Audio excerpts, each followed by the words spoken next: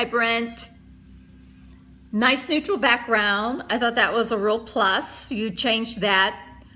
Great eye contact as always. Your time was 3:19, which is actually pretty good. If you want to try to get that to 2:30 and set that as a goal, that's not bad.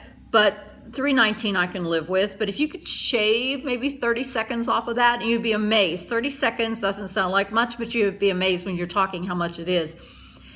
I enjoyed listening to you talk about how you get to work very early and then you're in the bus parking lot, you have supervision, and you greet the students. I believe you greet students. You just said that you're there when students come in, and I was really curious because one of the other interns, one of your colleagues, does morning duty like that, and actually told me that they greet every student and they actually shake their hand. So I was going to ask you, do you do that? Do you like shake their hand and welcome them as they come into the school? I just thought the shaking hand thing was really impressive. I never did that, and it just kind of was different. So I'm passing it on to you. Maybe it's something you want to think about.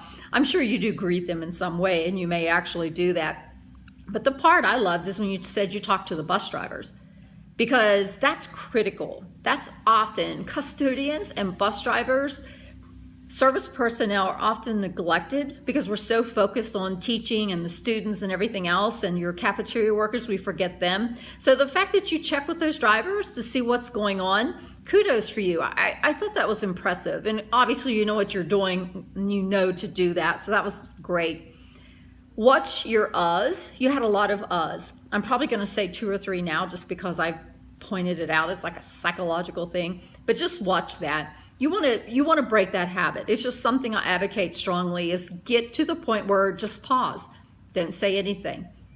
Think about what it is you're trying to grasp, what words you're looking for, then move on. Don't put uhs in there. It's just, you want to get away from that. You want to be a fluid, confident speaker, and uhs does not promote confidence. You monitor breakfast and then you make your rounds. And while you're making your rounds, you said you were very visible. So, and you try to, this was impressive, you try to get into 2 or 3 grade levels per day. Like you take turns getting in to make sure that you got that rotation in, you know what's going on. Again, kudos. I think that's a solid schedule. It's a good schedule, and I'm sure it's working well for you. So thanks for sharing.